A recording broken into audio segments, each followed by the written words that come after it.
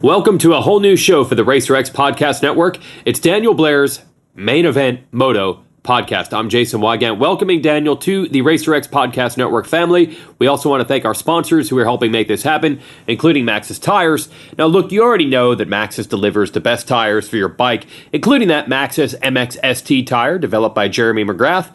But did you know Maxxis also offers high-quality tires for your car, your light truck, your trailer, your ATV, your mountain bike, and much, much more? Pretty much everything. So Maxxis Tires, they'll help you hook up, pull the whole shot, and beat your competition in any terrain or conditions. Just ask the king, Jeremy McGrath.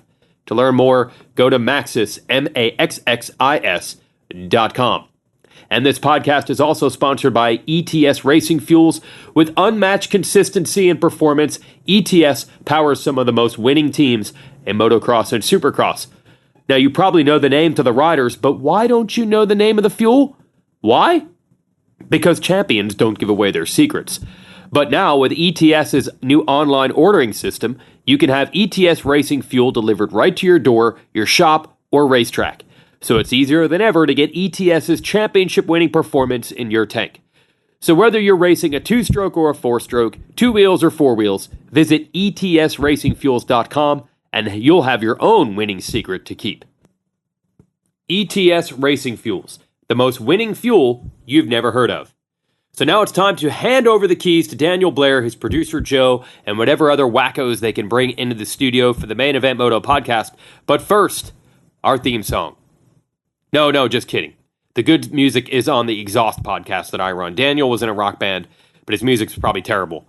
At least he's good at talking moto. At least I hope. We're going to find out right now. Thanks for listening to Main Event Moto. Skivvy Underwear, skvi.com. Team Skivvy, baby. Ah, yeah, this is nice. Snuck out here to the public pool at night with the wood grain. Team Skivvy, baby. What was that? Team Skivvy, baby. What's up, Scummy? Founder of Skivvy Underwear, right? Team Skivvy, baby. Yeah, Team Skivvy. Team Skivvy, baby. Team Skivvy. Skivvy Underwear, I get it. Team you don't Skivvy, have to baby. keep saying Team Skivvy, baby. Dude, you're so... Man, just get off me. Let me go. Team Skivvy, baby.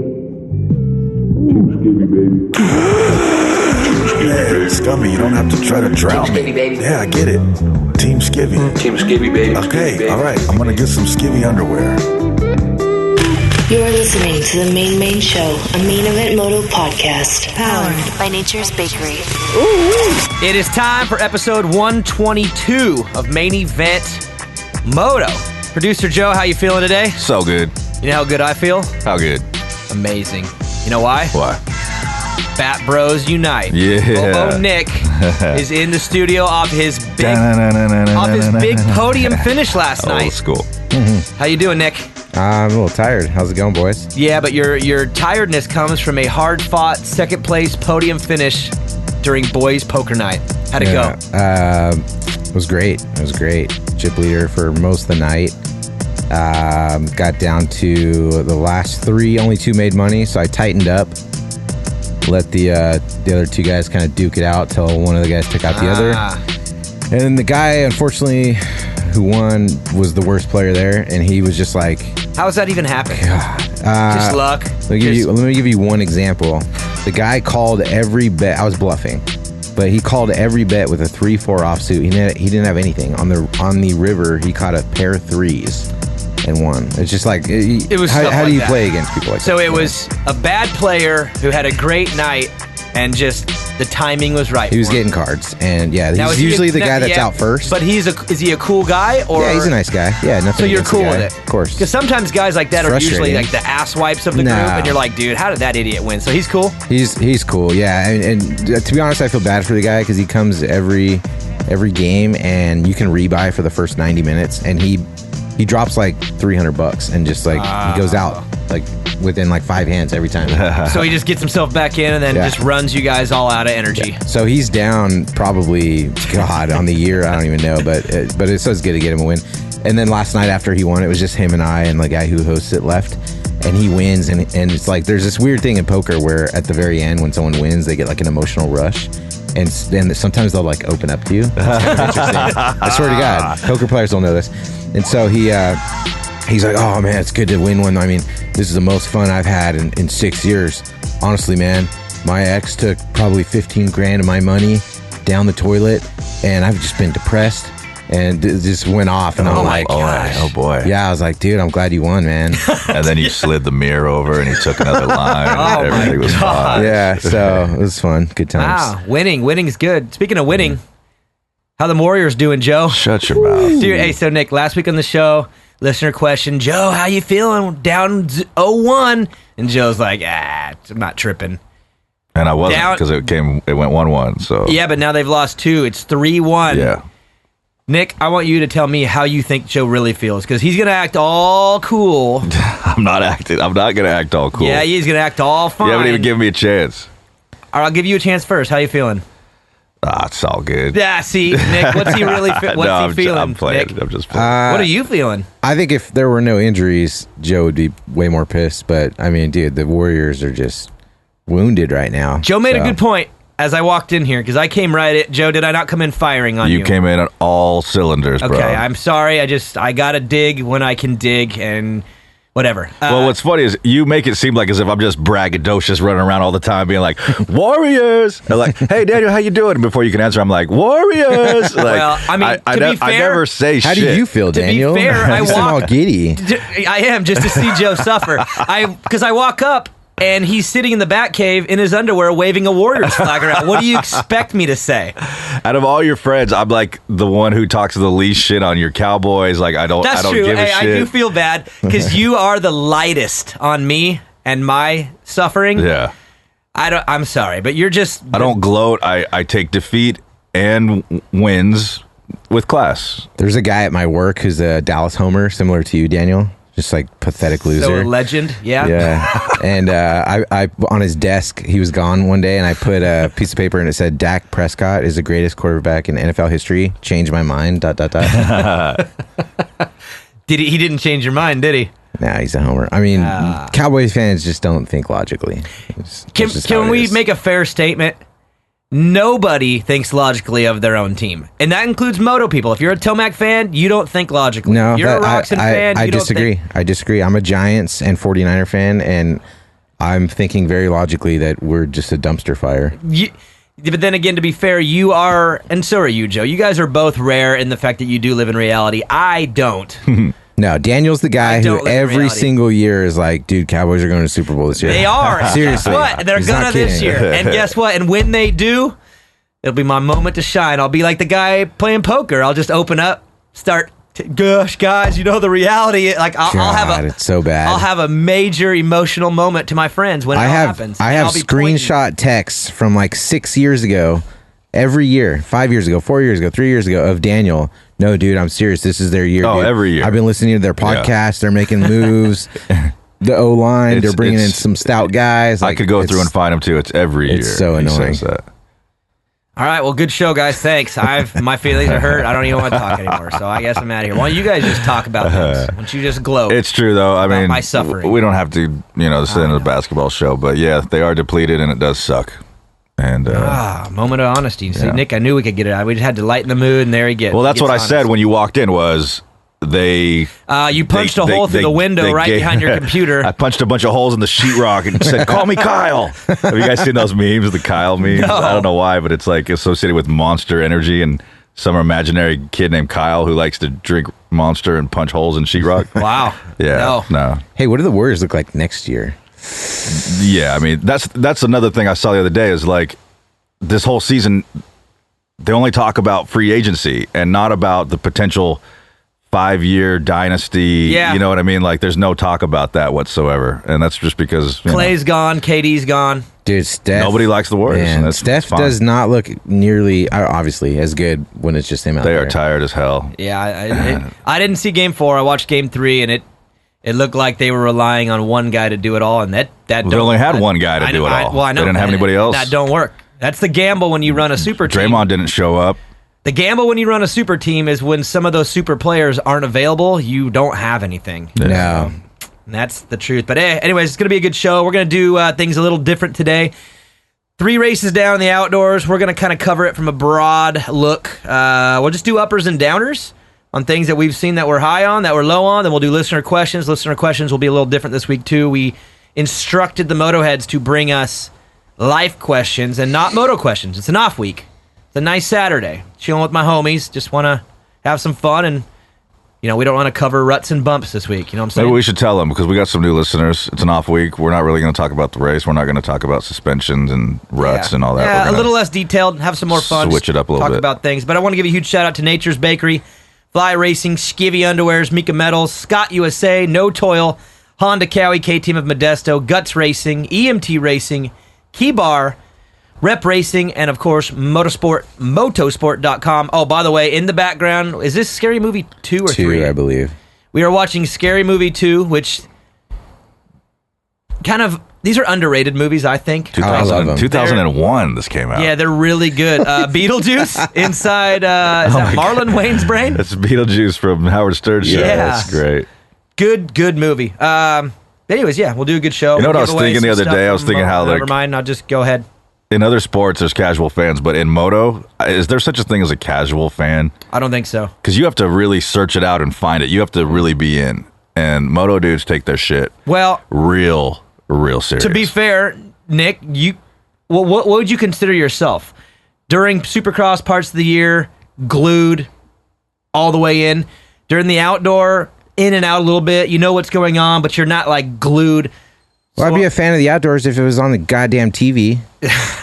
I'm not paying some bullshit $50. There's just too much in life going on. I'm not paying $50 to watch an outdoor series. So again, you love the sport, but if it's going to be inconvenient to you, then you're going to have a hard time following. Yeah, call me whatever you want. Call me a casual fan if that's the case. What is that called? What am I about the NBA? I haven't watched basketball this year. I've watched a couple Kings games and a couple playoff games. That's a casual fan, right? Yeah. I know what's going on. That would be a casual fan. But I'm not, like you mentioned, the guy on the Warriors, Cook. Yeah. I don't know who that is. Right. You don't know all the dudes' names and all that stuff. Yeah. And I'm sure there's fans out there right now who know who Michael Mosman is, but maybe don't really know. Yeah. Or don't know that he's doing great. But And they probably Moto, ride though, every weekend, but they probably don't know. I feel like even if you know the name Michael Mosman, you're not a casual fan. Like you're actually like in it to find the information. Maybe it's better to say this. There are fewer casual fans of moto than of other sports. Like if you're a fan, you're in it. You're a hardcore dude. So if you were to, they love it and they take it real serious. If you were to look at the pie, if you're a fan of this sport, the majority are pretty deep in it. Yeah, Where in definitely. other sports, that's why the Super Bowl gets crazy ratings. That's why the NBA Finals gets crazy ratings, but it doesn't always. You know what I mean? Yeah. And with Supercross, maybe it's just the way the sport is. It's more like football. Football has a 17-week schedule. Supercross has a 17-week schedule, just no playoff. So you're kind of in it to the end, and then you're either out of it or you're in it for the summer. And is this us letting people know that we're not as into outdoors? No, I just had this thought the other day. I was just I've thinking watched about every it. lap this I was summer. like online looking at somebody's Instagram feed or whatever, and I was like, there was a lot of intense comments being made about the sport and stuff, and I was like, wow, these dudes aren't. There's no such thing as a casual moto fan. It's just a thought I had. My curiosity is this: what do you think, Nick? I was thinking about this the other day. You go to a local track, Rep Racing, Prairie City, which is Hangtown, right? Mm-hmm. On a practice day. I wonder what percentage of those people are just there with their buddies riding, but they do not race. They do not race. They ride.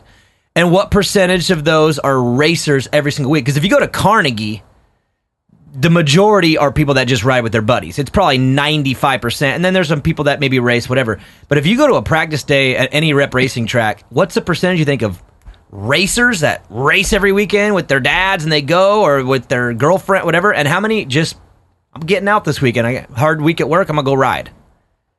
That's where I'm more curious about the fan base, because you got racers, you got riders, and you got people that don't even ride that watch the. I mean, it's kind of a weird dynamic if you think about it. The funny thing about Carnegie is that if you go there well, right hold on.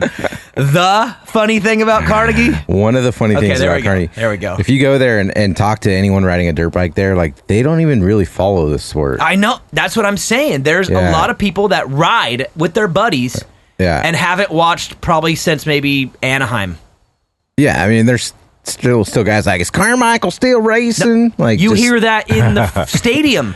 Yeah, that's crazy. Bubba's taking it tonight. No, he's not. Bubba's not around. So That's an interesting thing. So there's guys who ride dirt bikes but aren't necessarily into the sport of riding a dirt bike. Exactly. Racing a dirt bike, I should Exactly. say. Which is weird because in other sports, if you're one of those dudes that's playing City League baseball every weekend, you probably follow the sport of baseball. Or pick up basketball. Or if you're out on the courts in Brooklyn every weekend smashing on the boards, with the brothers, you probably follow the sport as well. Yeah. But this sport it's all over the place. Yeah. But that's my curiosity is, what do you do with that if that's the true dynamic? Do you try to create more diehards? Do you try to create more casual fans? I mean, my buddy Andrus, he doesn't ride.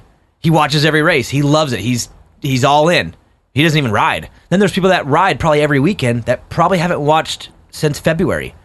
It's a very weird landscape. And I think understanding the fans maybe could give you a better idea on how to approach the next steps. You know what I mean? Is understanding your fan base, but how do you even find out? It's weird to me. Let me ask you guys this: if Supercross is out of a 10 scale, a 10 on keeping you interested, your level of interest, where does outdoors fall for you guys? Wait, did you say if Supercross? If Supercross is a 10 on a 10 scale, for me, honestly, I'd put it probably around a 7 or an 8. What about you, Joe? To be fair. You're being honest. I love outdoors, but I like the sport of it. I like the all the conditions. The tracks are way different, and the weather is different. Locations are cool, but on the interest level, it's hard. I don't know. If I'm being honest, maybe a 5. Yeah, I'm somewhere around probably 5, 6. But what's the reason? And I don't know why. I don't know why. I don't know why. Okay. Let me ask you this then, because I come across this all the time, where on Vidal, Twitter, whatever, where people are like, "Thank God Supercross is over. Now we can get to real motocross or real." I see those comments. I see those too. Those are the die-hard, authentic core. How? That's the core, bro. I can't imagine. How do you make sense of that? Those are the same people that are like football fans. Are like, I can't believe these pussies wear helmets. They never wore helmets back in the day. Then when they were real men. How do you watch a Supercross and then an outdoor and be like, outdoors way better? Maybe because they do it, and so that they can relate because they ride outdoor and they don't ride Supercross. It's like the Apple to Android deal. Like there's people arguing about how motocross is the real sport. Yeah, Yeah. I don't know. That confuses me. Well, and to be fair, Supercross comes across more as a show under the lights. Outdoor is more of a sport. You know what I mean? That's the way it looks from the outside. My buddy Andrus told me the same thing. He's like, completely different look and feel, same athletes. What do you mean it's a difference? It's more of a sport. What are you talking about? It's just the hardcore, grueling challenge, like the core of it, of its roots. Where Supercross is difficult too, but it's presented different. Clearly, motocross outdoors is like less. The riders are less interested in it. People drop out. It's usually the series. If you're going to take one off to heal up from it, don't you think that's because it's harder though? I feel like because I feel like they just don't like it. Yeah, it's hot. It's hard. It sucks. Miserable. The money's not as good. It's just times. So I don't know. I feel like it's almost the minor league for Supercross. Oh, interesting. Yeah, I almost feel like if there could be an even tougher, more pro league, say like Major League Baseball is the top, and if there's something above that, that's what outdoors is. It's above it because it's so much harder. Because it's so much harder. Different perspective, different view, different look. At least I think it's harder mainly because of the weather. I'm into it more this year. Obviously, because my job has grown in the sport where I need to be way more involved with what they're doing in the summer because it does affect my job in the winter. Think about that for Will Christian. She's full-time. She's the only one of us TV-ish people that are now full-time in it. But Weege, Langston, they have to watch Supercross to be up on what's coming for their job. I have to watch outdoor to know what's coming up for my job because things that happen during the summer affect what I do during the winter. So my involvement, I think, is more on that level, which is I need to follow these guys and their stories because it's going to affect what I do come January. You know what I mean? So that's where my involvement is. Purely, though, I Saturday nights when it gets dark at 5 o'clock, there's something about Supercross coming on the TV that's exciting. Right now, if this was a regular race weekend, dude, it's so nice outside in California. Today is just unreal. It's harder to sit on the couch at 10, 11, noon, 1 and watch outdoor when it's like, I mean, Nick. Dude, I tried watching Hangtown. I can't even get through a moto. I start looking at my phone. I start touching myself. Like No. I can't finish. Don't blame that on the outdoors, Nick. I can't focus. That's anything. I can't focus on a full moto. He acts like what does that have to do with anything? You do that every day, every hour anyway. Supercross, I can watch the entire thing as long as it's the racing action, not the freaking makeup without going all Al Bundy. Yeah. So I don't know. I don't know. Maybe I'm just it just seems like Supercross is a millennial with ADHD. Hey, that could whatever. be it too. Yeah. But then, on the flip, if you are a fan of the outdoors and you're all in it, you're probably riding and racing more. I would say the percentage is more. So if you're sponsors and manufacturers and everything, then outdoors should mean just as much because you're going right at the customer base. So it is a very weird. We are a weird sport. Imagine if NASCAR did half their season all in these little indoor places, and then the other half of the year went all over the mountaintops, and it was like rally. Same guys just all of a sudden started rallying all of a sudden. This is like the one sport where it is split into two. It's an A and a B and an A, whatever you want to, whatever. But there is a weird dynamic that you do not see in other sports. I don't know any of the other that are like this, where you get 1 week off and now you do a completely different discipline, different feel, different vibe, different fan base, but still Eli Tomac. You know what I mean? It's just weird. I've got a question, and this should settle a lot of our debate. If you took all the factory riders in our sport and said from A1 to Vegas, this is the amount of cocaine they do, how much would it be? Would it fill up this cup? How high in this cup would it go? I'm not exactly sure. If you had to guess, what I'm being, if you just had to, if you had to guess, no way, it'd be like 10 of those cups. How you think so? Yeah, out of factory guys. So we're talking just like Muscan, Roxon, Anderson, and some other guys. I'm so Tomac. confused right now. What are you talking about? I'm saying out of all the cocaine consumed by the factory riders from A1 to Vegas, how much of that cocaine? How high would this cup be filled with cocaine? Out of all the cocaine that's snorted, I by feel like it'd be riders. like 1 cup per dude. Per week? Really though? No, really? from A1 to Vegas. A1 to Vegas. How much coke is consumed by factory riders? Are we being literal here? Because I'd say yes. none. Not one single pinch of cocaine. Are you trying to tell me that our factory riders are just all doing I'm just coke saying. Supercross? So this cup would be empty come Vegas? This cup is just empty. No one did coke at all. 0, I would say. Okay. Well, that solves it right there. I guess we're done there. Yeah. I don't know what else to say. I mean, Justin Hill. I don't think he's doing coke. I mean, Justin Cooper. Shane McElrath. Mac Elrath. Amart. Oh, God. Oh, dude. Hey, that's what I mean. It's going to be at least 4 or 5 cups. By himself. Just with Amart alone. It's a big cup. Main event moto. Let's be real. Kids and adults like things that taste good. What if you had a food that tasted unreal and was healthy? Dad, get me some Nature's Bakery. What flavor, Evan? Any, duh. Seriously, my kid is a pain when it comes to track snacks, but since we started eating Nature's Bakery, it's gotten a lot easier. But Dad, don't you always call Mom a track snack? That's not what I mean, Evan. Make sure you eat Nature's Bakery when you're at the track. Main Event Moto Podcast. Uppers and Downers brought to you by Fly Racing. All right, I'll kick this thing off. Is that okay, Joe? Hell yeah. So I have 3 uppers. They're going to be quick. 2 of them are similar. Michael Mosman, Colt Nichols. I'm up on them because I didn't peg them as having podium performances. Both of them have, and I would have never guessed that. I mean, both are talented riders. I felt like both are top 10 guys. But at the same time, did either one of you think Nichols would be a podium guy in the first 3 rounds or Mosman? I didn't. And I got to give him props straight up, right? Is that fair? Yeah. Okay. And my other upper, let's just say the Supercross schedule should be coming out sometime mid-July. And I think that's what I've been told. That's the hope. And I may or may not know it, and I'd like it. That's all I'm going to say. A couple little changes, unique changes. You know how I like to drop seed, Joe. I'm going to drop a whole bunch boy. right now. You're just like busting seeds I all love over busting this show. seeds, and I'm busting one now. It is, it's unique. A little different. And Changes. why can't you say anything?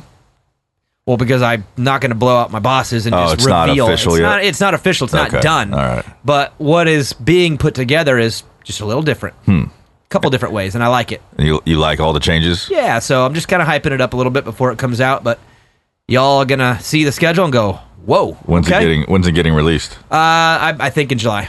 Okay. They just got to finalize. You know how it is with these stadiums. They can't officially release until everything. And now that they have Supercross Futures, the amateur days, as part of the release and figuring out which events are going to have amateur, it's a little harder to make the official release when there's more to it now. So, right. But I like it. I like what they're doing with Supercross Futures. There's some improvements there. And I like a couple of the cities that are possibly back. Ooh. Maybe. Oh. It'll be good. What about you, Nikki?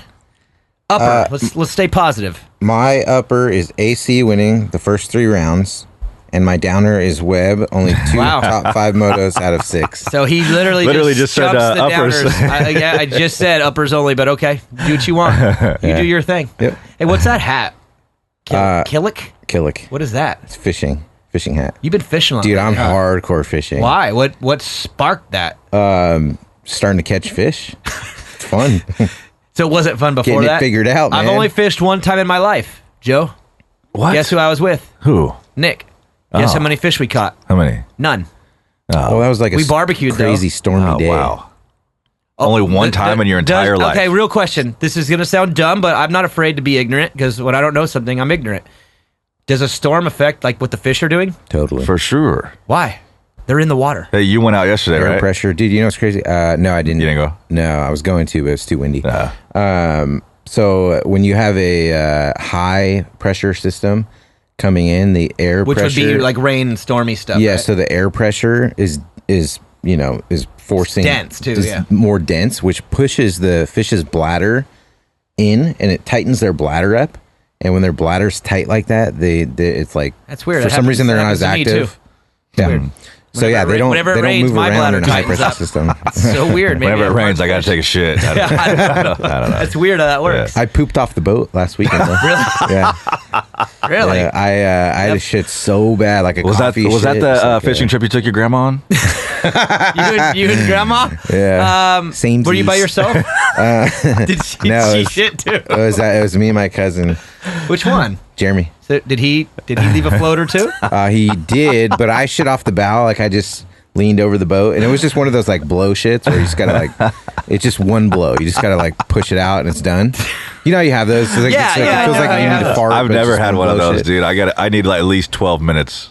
Yeah, It takes, I it get takes like, forever. I get like blowout shits. I got to after coffee massage my sometimes. stomach to like and move You need to around eat a little better. bit. So what affects Says the guy Joe, who only eats fried chicken. Joe? Yeah. I know. And I have- macaroni and cheese. I have my Daniel own told me problems. before that when he takes a dump, he doesn't have to wipe. It just comes out so 90% rock of the hard. time. That's disturbing. Man, this thing's got Once a week. super personal. Once a week, rock hard. I do My 2 question, to 3 though, a day. my question Oh, at is, what affects the fish more? High pressure storms or Nick dropping them off the back of the boat? They love them dropped off the back of the boat. That's They the love bait. it. Drop shot. What do you think? What do you think his hat means? No wonder he's finally catching fish. Exactly. He figured it out. Good Yeah. job, Nick. Dude, Proud of you. we're killing it, man. It's fun. You should get out there. Hey, so It is back to fun. Moto for 1 second. AC wins the first 3 rounds. Joe, we've been teasing this for 3 rounds. Is he officially over Supercross? Has he moved past it? I don't think so. He's won 3 rounds. I mean, dude, that's the ultimate collapse right there. I mean, over it, yeah, but I think holding on to it for a purpose, holding on to it like as motivation, not as a grudge or something that he regrets, but something as motivation. Holding on to it. So you think he's still holding on to it? He's In a still healthy way. It's obviously healthy, right, Nick? You won. AC's only won one outdoor before this year. Can you believe that? How long he's been around, the phenom? He's won 1, and then now he's won 3 straight to start the season after maybe the biggest collapse ever. I mean, that's In American history. the biggest collapse in American history. Do you think he's over? I mean, over it, I guess, in a negative for sure. Or do you think he's using it as a positive, or do you think it just doesn't matter? It's just he's 3 rounds in, and It's outdoors, dude. It doesn't mean anything. Wow, wowzers! Doesn't mean shit. Coming in with Hey, are you hot still takes. big on AC just in general? Just like his biggest fan, like he used to be. I'm a little frustrated with him. You had that poster on your wall. Yeah, I still have the poster, but I just feel like I'm such a fan, and he's letting me down so much, dude. He's letting me down. So not against the guy. Like I would never like hate tweet him or something for it. But no, but like you're saying, you're let down. But that's because he's been your number one. He's not giving me the glory that I desire. He's got 3 wins to start the season, dude. Plate's It's outdoors. red. Who cares? Tomac went outdoors, and he still can't get it done in Supercross. That's why Supercross is the real test, because these guys buckle. Because they know that's the big stage. That's the big prize. Hey, they buckle That's what under the counts. lights. That's true. There's more pressure under the lights. There's more fans. There's more hype. So you think there's less pressure outdoor? I think it's less pressure, but tougher. more tougher. physically Yeah. tougher, mentally a little lighter. I would agree with that. Yeah. I agree. That's what I'm saying. It's not the it's not the World You Series. mean it's outside not the pressure Super from Bowl. the fans and from the cameras and the lights and all that crap? The whole thing. It's not. Just the The whole media, thing. like Wait, everything. yeah. They just know if I screw up right here, I'm going to hear about it all week. Right, That's all I'm going right. to hear. Outdoors, I don't know. People check out. A lot of the hardcore fans check out. I agree. Bigger profile and Supercross. It's Okay, more eyeballs on it. whoa. Then here's a gnarly question for you then. If you were a rider, Nick, or a team manager, or a manufacturer, sponsor, or a fan, all those, what would mean more to you? Of course, a Supercross. lights, West or East regional title, Mm-hmm. or a national outdoor title? I would still go regional. Barsha's won 2 lights regional titles. Mm-hmm. Nothing out, no 250 outdoor titles, and that's better? I think so. Yep. It means more sponsors. No, here we more go. money. Jeremy Martin, 2 outdoor titles, national. Mm-hmm. Justin Barsha, 2 indoor titles, regional. Who's had a better career? If they both retired right now, I would say Barsha. Wow. I would probably say J-Mart. Because it's a national title? Yeah, because it's a national, yeah. God, that's so weird. Again, that's so weird about Like the a sport. regional's kind of. I mean, who's a bigger name we in have the sport? Regional Los Banos champion right That's here, different. and we're like, That's different. whatever. It's not regional. That's a national title. Anyone in the nation can race Los Banos. There was no regional. You didn't have to skip half. Rusty was the real daddy of Las Vegas. No, he was not. This ain't that kind of show. Actually, McCrummon was. I was gonna say, Nick. In all honesty, I'll let McCrummon was a you filthy destroy me beast. right now. In our prime of primes, who was better at Banos? Me, Rusty, or Eric McCrummon? McCrummon, dude. Guy was flawless there. He went on like a 2-year run there, dude, where it was pretty annoying. It was one of those rides where he doesn't make one mistake, and like everything's perfect. Actually, I remember he did make one mistake once. He's coming out of a corner, and his front end kind of washed a little, where he had to correct it. And I was like, "Whoa, what just happened?" Because that guy was perfect there, absolutely perfection. The Chuck Norris of Los Banos. Nick's just trying to make me feel so bad. Oh man. No, I mean obviously, Hey, you asked. yeah, you know it too. You know it. You have to accept it, dude. He was a monster there. Well, Look, he's keeping his glasses on inside. He won't even take his no, glasses. because I'm boiling right now. To be fair, though, I will say this: just stats are stats. AMP told me over the course of the history of Los Banos, nobody made more money in that building than I did. And no one probably won as much as Longer you career. did. But Yeah. when Longer McCrummon was career. there, he was better. Okay. When But- Eli Tomac's there, he's better than Chad Reed. I'd rather be Reed. Reed was around forever, made more money than anybody. So justify it however you need to. Yeah. I in your am. mind. Yeah. I am. I will say that you were more of a showman. McCrummon was a little bit of a boring racer there, and you I thought you did some pretty cool I'm a stuff. performer. What can I say? After on the you are, last okay. lap, of the race, had like a half a lap lead when McCrummon wasn't there. Might I add, but you pulled off the track, and you like way off the track, and got a huge Oh, that was start stupid. and I like remember that. quadded some like double There was section this that was big insane. double that was 100-footer in the middle of this fairground, and I remember one time having a big lead, and I put her way out off the track, turned, got a big old run, Josh Hill style, and just hucked this Yeah, quad. that was pretty cool. And the crowd lost. The crowd it. of 113 people. Yeah. Wild. And 112 of them were all from Los Banos. The other one was Maggie. She was stoked. She wasn't cheering. All right, and then no, okay. Well, Nick already did his downer. Cooper Webb, 2 top 5 finishes in 6 weeks. That's right. Did a lot of research. And but based on our conversation, then you wouldn't care then, really. Nope, I don't care. Supercross champ, scoreboard, right? Yep. Come back to Supercross. I'm not going to judge him at all until after a few rounds of. So 5 rounds 2020 into Supercross. 2020 Supercross, you'll judge Webb, but right now it's not even judging. I don't think Webb cares. I don't think Webb is out there thinking, I need to win. I think he's how like... about this? Do you think Roger and Ian care? Not as much. Webb and Marvin, same Not as thing. much. Do you think they like seeing Roxon and Tomac just daddy the class? I think they're more okay with it in outdoors, and they're okay with the mindset of let's focus on staying strong in Supercross in 2020. They just re-signed Marvin, 2-year deal. He announced this week. They got their guys. Everything has an emphasis on Supercross. How about it's this? Just the way it's going. If you're Roger and you're overlooking Husky and KTM, you're sitting 3rd, 4th, 5th, and 6th right now in points in the outdoor. But you got Anderson and Osborne locked up for next year. You got Webb and Marvin. Do you just power through these outdoors and whatever and then go to war in the Supercross series where you have won how many titles in a row? Dungey won 3 in a row. Anderson won 1. Webb won. I mean, they haven't lost indoor in forever. They haven't won outdoor in a while. I'm telling you, man, people take outdoor series off to heal up. If they had an option, they're going to take the outdoor. I think a lot of riders will say, all right, I'm gonna relax and recover this year. I'm gonna race outdoors, yes, because I got to be there and whatever. But like, I'm not busting my ass. I'm not training super hardcore. This is like the off season. When Supercross comes back around, we'll get back to work. Right. I truly think that, and I don't think it goes the other way ever at all. I don't think any rider is like, oh, I'm gonna take it easy through Supercross, That's and then not I'm true, coming Nick. out swinging in outdoors. Freddie Noren. Yeah. That is not true. He's just terrible. Remember him in Arena Cross? He was absolutely terrible. Hey, it was pretty gnarly, the difference of him in Supercross and then on outdoor. It was mind-blowing. I thought it was a joke. I thought it was like, there's no way. Joking? Like he's like goon riding, right? And then on outdoor, he's literally battling 5th to 10th privateer. Like, dude's badass outdoor. Okay, then how about Joe? Let's go Joe, up or down. Just break the rules. Go upper and downer. We'll go upper. Okay. K-Rock, buddy. K-Rex. K-Rex, points leader. He seems to be doing better. I don't know. After, I can't get this out of my head, but somehow he mysteriously comes down with this weird sickness after Webby beats him in Dallas. It's kind of a weird timing thing. All of a sudden, I'm sick. You know what's weird about that is now he has 6 straight podiums. Like, yeah, I'm not going to go there because I don't know, but there's a valid point to that. I'm not making fun of it. The timing is a little suspicious.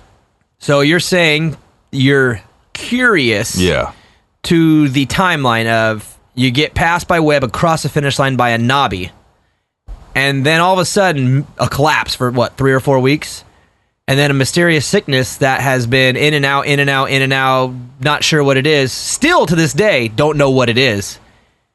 But now 6 motos into the outdoors, and you're the points leader. You podiumed every single moto, and outdoors, again, we talked about, is physically tougher than Supercross. Mm-hmm.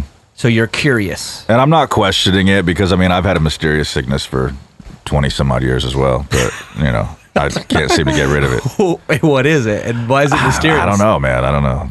It's just mysterious because we can't quite pinpoint what the source of these bumps are. I was say, speaking of ruts and bumps, I said we weren't going to talk about ruts and bumps on the show, but ruts and bumps. I guess we're there. Yeah, K-Rock, man. All right, he's killing it. Yeah, he does look really, really good. The best I've seen him in a long time, which is good for him, good for Honda, good for everybody. What about your downer?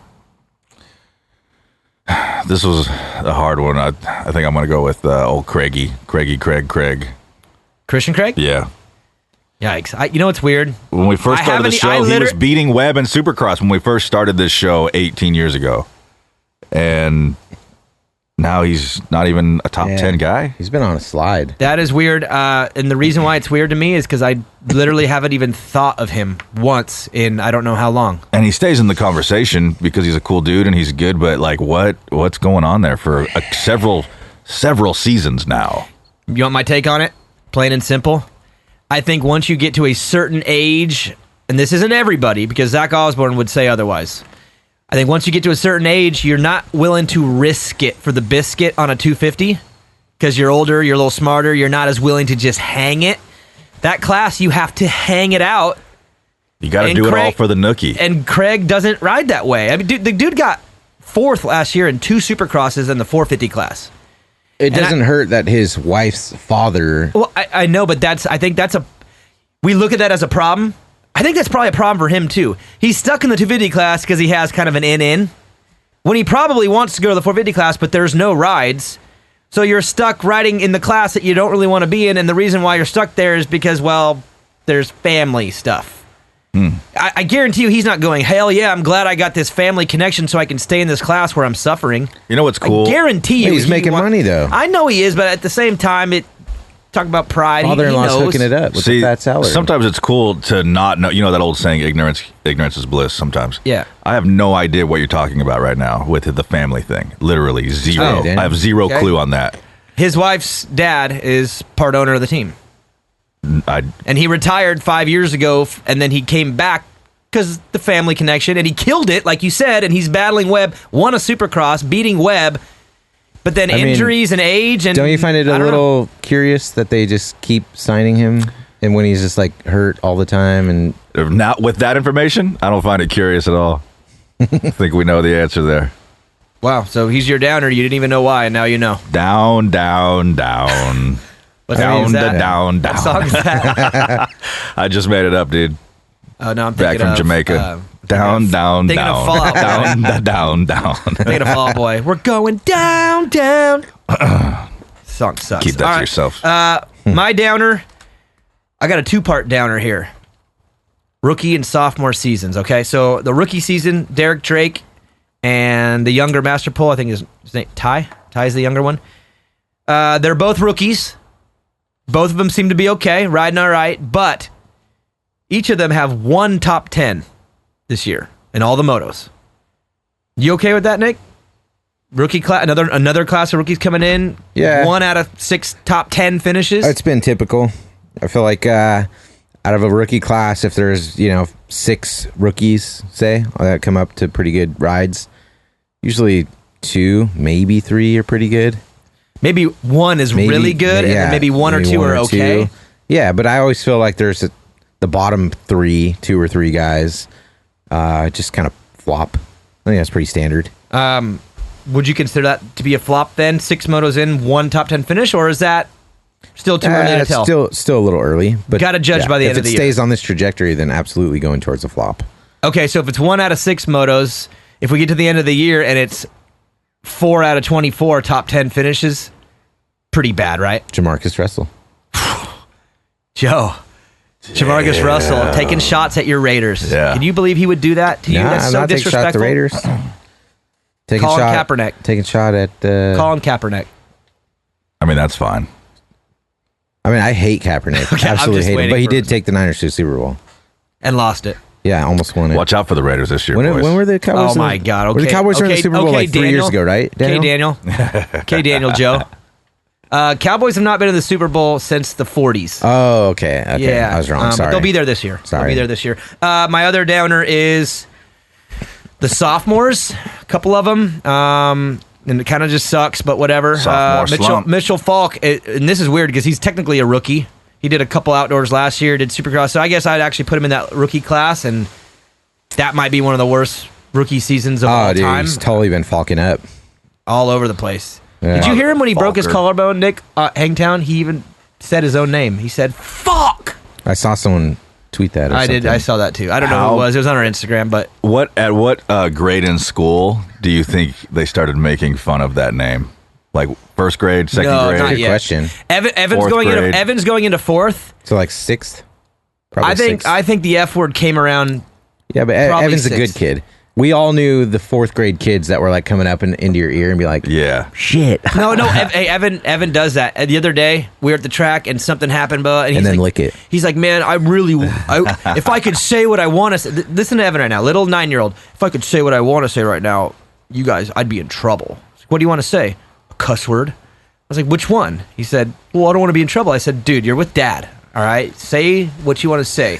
And he said, this day has been shit. And I said, okay, now for another year, you don't say that. That's your one a year. 2019, you got it in, you're done. And I asked him, I said, did it make you feel good when you said it? He goes, kinda. So he's on his way. Believe me, when he's at school, he's saying all those words. Hey, is he dropping shit nonstop? With you and Maggie as his parents? Yes. He's saying every word. You guys are sailors, bro. You think so? Especially you. Especially, what are you talking about? That's not fair. But yeah, he's He does. I don't know if he. I mean, I know he knows what the word "fuck" is, but he hasn't really said it yet, or hinted around that he wants to. He does say "frickin'." Evan drops the "frickin" every once in a while, just like Alex and Jeremy do, your sons. See, speaking of parenting, that's good same parenting thing, right there. Frickin'. What if he rode his ass off in a race and got beat barely straight up, like rode like he's never rode before, and came off the track and he was like, "F***"? Would you be mad? No. See, I'm only parenting him strictly with the curse words to satisfy my wife. I really don't care. I would think let him say whatever. I think it's funny when words. little kids. So do I. cuss. I don't care as much. I heard some other kid the other day. I forget where we were. Was that at the track? Oh, yeah, we were at Little Okie. And there were some other kids on bicycles, probably 10 or 11 years old, and they were dropping F words and whatever. And I didn't like it because they were like, you could tell over the top saying it almost like, we just learned this shit. We're dropping it every other word. Yeah. It definitely like was sour to me. But if Evan came up the track and just dropped the F word because he was mad, it's just showing emotion in a word, whatever. I wouldn't care. Maggie would rip him off the back of his bike with the helmet. Like literally grab him by the face mask and he would fly off the back of the bike if she heard that. So, I don't know. Anyways, but my downer, is Falk, which... maybe it's unfair, really bad timely injuries, but it does not look good. And then Jordan Bailey, another one who is in his second year of the outdoors, and it's just not better. You got to take a jump, you know what I mean? If you're a guy like that, Nick, every year you have to chip away. Even if it's 15th guy to a 13th place guy, you got to be moving up the charts to make it look okay. When it's going the other direction, it just you're not selling yourself, man. Like, I could be wrong here, but I feel like the top amateurs have a high percentage of succeeding, right? Cooper Webb, AC, the Faulkner, yes, Sexton, whatever, Plessinger. But then like that's like the top 5%, 10% of guys that go pro that get a deal. The rest of the guys, I feel, from like the 10% on, it seemed like they're always kind of shitty. And then there's always like a guy that's kind of on the lower echelon that somehow like creeps up and builds himself and gets through. A Weston Pike. Something like that. Or someone like that. Yeah. How about this, though? Would you consider RJ Hampshire and Jordan Smith's careers to be a success so far? Because they came out at the same time. Well, define success. A lot of you tell me. Is it a success? Both of them are leaving. Jordan Smith's going to PC. He's getting his third factory deal. RJ Hampshire's going to Husky, getting his second factory deal. I would say Smith is more successful, but I don't know. Because he's... I mean, he almost won a title. He should have won it. And I still feel like there's more to come with Smith. I feel like he's just got... What about RJ? I don't know. For some reason, RJ, I just kind of feel like he's peaking a little bit. Like I don't know how much more because there you is mentioned left. Faulkner and Sexton and Plessinger, that type. Then you have the type, so far at least it shows, Falk, Bailey, Cantrell. There's this group that are just going the other way. Then you got the middle guys that are always right there in the middle. There's a lot of promise, but there's no real results to it. What do you consider them? Like, is that, would you, I mean, they're making money. They're making good money. So I is don't it consider success? them anything, Daniel. Just right in the middle? They're just people. They're just people. All right. Joe, do you consider their careers successful? Yeah, I mean, whatever they're measuring it by, I mean, success, you talking money or wins, this trophies? Sport, whatever. This sport. Well, if it's women, they're both succeeding. I'm pretty sure everyone's successful in motocross. Yeah, if you're in the moto and you're a factory rider, odds are you're succeeding at home. In fact, you're probably succeeding a little bit more than you would have if you were just working a regular gig. I don't know about you, but I think the riders definitely... What are you talking about, dude? If Faulkner worked at Burger King, he'd still pull just as much ass as he's pulling out a dirt Faulkner bike. No way. worked at Burger King, he would not have that 12 on a 10 scale. I'm sorry, he would not. In fact, I'm still surprised he has her. Have you guys stared at Nichols' girlfriend for a while? Have you? Have you? Bit. She's a cutie. She's growing on me. When I first saw her, I was like, okay, she's cute, but yeah, she's growing on me after a few hours. That's weird. A lot of things grow on you. That's weird. All right, Joe, let's take a break. We'll come back with listener and questions because uppers and downers is done. Main event moto. Convenience is everything to us in the Batcave, and that's why we rock a key bar and no toil filters. Trust producer Joe, you're sick of that jingle jangle in your pocket. Yes, sir. Just go get a key bar, like your Bat Bros. And if you're not using no toil filters, you probably still have a flip phone. They make one of the worst bike chores easy. Throw the filter in the wash machine with your ladies' panties, and they'll never be cleaner. Get with the program and get a key bar and switch to no toil. Pay attention, Motoheads. I'm a picky SOB, especially when it comes to products on my son's bike. That's why we run Mika bars, sprockets and chains, and a gut seat cover, and it's not even negotiable. Look, if you care about quality and performance on your bike, you'll be running Mika metals and gut seats and covers. And if you don't, you're a what, Evan? A noob like Uncle Vincent. Main Event Moto Podcast. Ow! Uncle Vincent will be on, let's see, 2 weeks, 1, 2, maybe 2 or 3 weeks. We are going to do another live show with Brian Ahlquist and Uncle Vincent. Oh, hey, I got to stick with Vinny. He posts nonstop about golfing, obviously. Yes. He's scoring, I think he scored under 80. He got a 79. 79, but he plays the same course. That's all he plays. That's not a legit 79. You can't play the same course 3 days a week. So when I had 79, when I had the Rost of raw speed at Los Banos, that didn't count because it was just the same track every week. Not nationally, not globally. It was a global series. Vince's goal is to get on the PGA Tour, right? Which is absurd, but that's fine. But he can't play one course and get to know one course. He literally knows every contour of the land, the speeds of the green. That's cheating. I am not going to argue with that, Joe. Yeah. Are you going to argue with that? No. He shot a 79. If he goes to a course around here, if I take him to a random good course, he probably shoot a 95 or higher. That's better than I ever thought he would. I think he's a little crazy to think that he's. Hey, you set your own goals and then you accomplish them and you're proud. That doesn't mean everybody else has to agree. Yeah, let him know. I will. That. I'll let him know. But tell him he needs to play some other courses. Well, I know he does play other courses, but I don't think he's keeping score at other courses. He's played the same course every time he posts anything. It's the same course for the last 4 months. So is that like when a rider masters the test track and you're like, oh my God, he's going to win. Then he goes to Anaheim and he can't ride. And you're like, that's why? Exactly well, because he owns the one track he rides on every day. What exactly. Do probably like what Kiefer did, right?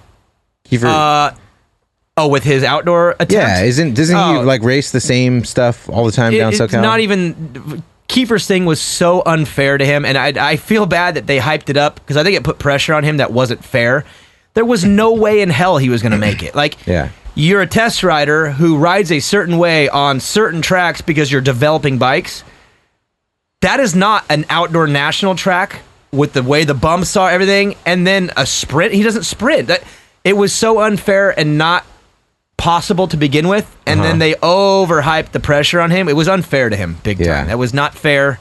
Unrealistic expectations that, again, I think they got caught up in it, but it's just not fair. Do you feel like the pressure got to him, or was it just the track was just too tough? A combination of the pressure mixed with riding on stuff that he's never seen in how many years? I mean, dude, I rode for Geico in 2009, got top 10 in Supercross, and didn't qualify for the Outdoor National at Hangtown on my home track the same year. Do you know why? Because it's not the same track. It's insane. So where does Kiefer ride the most? What would you... Probably Glen Helen. Okay, so if they had a national at Glen Helen this year, do you think he would have made the... No, because it would have been nothing like what it's like when he rides there every day. Okay, well, what if it was like he rides there every day? Maybe closer, but still... Okay, that's my point with Vince. Coming back to and I am not going to argue with that one. Hey, if he's proud of himself, then I'm proud of him, though. Yeah, that's fine. Okay. All right. Huge shout out to Racer X, though. You guys have until... Oh, my gosh. Come on, Daniel. You have until... What's the date? I should probably be better at this. Anyways, Racer X is doing a deal right now where if you subscribe to the magazine, you get 6 months free digital. And here's the cool part, Joe. I was wrong last week.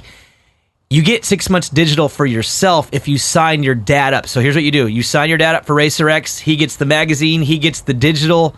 And then you also get 6 months of the digital website. So, the digital month. God, what's it called? Subscription? Episodes. Issue? God, not an episode, issue. Sorry, I'm just brain farting on a Saturday. Nick said we're going to lunch after this show, and I can't stop thinking about the IHOP we're going to go have. Is that where we're You're going? such a basic bitch. I know. You know where we should go, bro? We should go to Sherry's and get those milkshakes. Oh with my the God, pie those are in 'em. heavy. Oh, those are heavy. It's Do they early, take man. a milkshake and then they take a slice of pie and throw it in a blender, and it's a blended milkshake pie. Man, so good. It's so good. It's And so you guys good. are bagging me on my eating habits? Oh, dude, yeah. Daniel's like the. Joe, Nick will be dropping Don't three worry. off the Don't end worry. of the They'll boat. put a piece of fried chicken in it. You're fine. You're fine. Daniel will good. eat quesadillas, only cheese, Yep. mac and cheese, Yep. chicken nuggets. I don't eat nuggets. I eat strips. Chicken strips. The big ones. Cheeseburgers. He's an plain with just adult. cheese. He's an adult, sir. Yeah, I'm a man. Fries. Strips, Not nuggets. Anyways, I'm a man. I'm excited for lunch. Hey, so also motorsport.com, we're doing the giveaway, right, Joe? Yeah.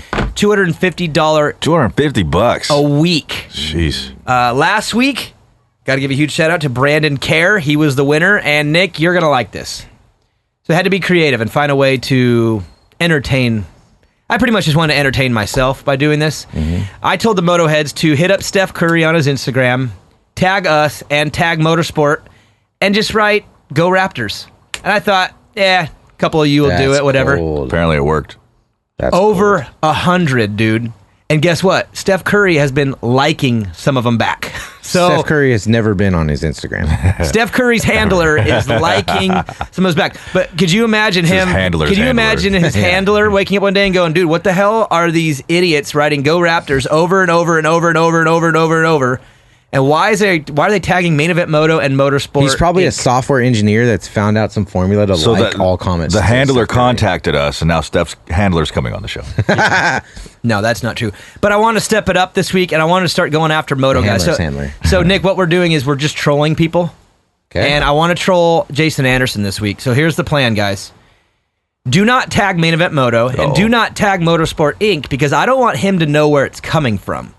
I want you to just go on his Instagram and hashtag Team Fried Egg. Because Anderson's got this new thing, Team Fried, his new video series, whatever. Team Fried, Team Fried, Team Fried. Well, I looked it up. There's 5 people ever in the history of the world who have hashtagged Team Fried Egg. So it doesn't really exist. I want you guys to unleash on Anderson and just hashtag Team Fried Egg, but don't put nothing else.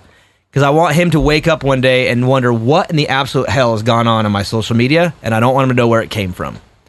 So whoever does that, your name will go in a drawing, and we will draw probably 1 through 100. Yeah, but how are you going to know when they've done it? Are you going to stalk his page? You can I'll search the hashtag. Oh, you're just going to I'll search the tag. hashtag Sorry. Team Fried Egg, Sorry, and then I'll I see took my everybody retard that's pills. done it, and then I will draw a winner for a $250 free gift card to Gotcha. motorsport.com. So, El Hombre, I apologize, but here it comes. Do I get to do it too? Sure, buddy. Should I get in the drawing? Okay. Yeah. Yeah. I mean, it would be really bad if I drew. What would you buy from motorsport.com? They don't sell fishing tackle. I would Baseballs. sell the gift card for $200 cash money, baby. Well, give it a shot, Nick. Okay. Hashtag Team Fried Egg on any Anderson post. I'll see it. You'll be eligible. Someone will win. That'll All be right? good. All right. All right, let's do listener questions brought to you by Scott USA Prospect Goggle. Again, non-moto questions this week. This is going to be fun. Maybe. I hope. We'll see. All right. First one comes from Sebastian C. Media. This one's for Hobo Nick. I'm just going to direct these questions where I want to. Okay, Joe? Is that fair? Sure. Nick, are you a fan of the band Tool? Their new album is coming out August 30th after 13 years since the last album. I don't know. I know one Tool song, Schism. Is that right, Joe? Yeah. That's it. Okay, because I know 0 Tool songs. Now I know That's one. not a surprise. I don't know Tool. What? I That's know, not a surprise. I know who they are. You didn't even know the chick from Big Bang Theory. Yeah. I don't. I wouldn't So expect high. you to know one of the highest selling rock bands of all time. Okay, do you know the name of the lead character in the movie Angry Birds? Do you, Joe? Definitely not. No, why? Because it's not. Because it's not It's not cool. your wheelhouse. Well, watching Big Bang Theory is not in my wheelhouse. No, nor mine, my or friend. listening to Tool. Nor mine. But Joe, do you like Tool? It's not in your wheelhouse. You're a rocker, dude. I don't like Tool. I don't like. But you don't know who they are. I know who they are. I just don't. I'm just not a fan. I don't. Have you ever listened to their music? Yeah, randomly. When was the last time? Back when they were good, 13 years ago is what it said. When they were good. I guess. August 30th, though, they got the new one coming out. I'm stoked. Man, you are so out of touch stoked? sometimes. It's I'm in touch with everything I want to be in touch with. Chicken tenders and apparently the Emoji Movie. Angry Birds. Angry Birds movie. Daniel literally eats 5 items of food, and that's it. Consistency. I'm actually really pumped for the Tool album. I was a big Tool fan in high school, and I can't wait to hear it. You're a liar, but whatever. I'm not lying. Why would I be lying about that? You're not excited. I am excited about it. Hey, Nick, did you know that Joe doesn't like Snoop Dogg? Didn't know that. Randomly. Doesn't like Snoop Dogg. Who do you like more, Snoop or Vanilla Ice? For real. A Snoop, of course. Oh, okay. Okay. Whatever. Next one, Nick Dunn, 983. More stories about his walk across the states. That's to you. That's to you, Joe. More stories? Yeah, That's to Joe. I got this. No, I'm just playing. Oh, yeah. Yeah, tell us a totally. story about the walk, Nikki. Just tell us really quickly the worst. For those who don't know, individual Nicky night. walked from Florida to California. Yes. He walked the entire thing by himself. Nick stood. You know what's funny? You sent me that video. I don't know where you found it, of you standing on the beach with your feet in the water at the Atlantic Ocean. And you're like, here I go. I hope I make it. And that was the last video you took before you started the walk. Can I post that video on our Instagram this week? Sure. I know you're sick want of your it, but just permission. real quick, how long did it take? 6 months. Some of the stats. 6 months. From the Atlantic to the Pacific, Jacksonville to Huntington Beach. 6 months. Amazing. What was the worst night? Worst night was in West Texas. Started getting really hot. It was like 100. Oh, yeah, that's right. Because you 110 plus. started in April. Oh. So I tried to walk during the night and sleep during the day because it was just so goddamn hot during the day. So I did that for like 3 days, and the problem was I just couldn't sleep during the day because it was too hot. I tried to find a shade spot, but you just So now you're wiping yourself at night and then not recovering during the day. not recovering. So then I switched back. I was like, I just can't do that. I'm gonna have to suffer through the day and just drink plenty of water, whatever.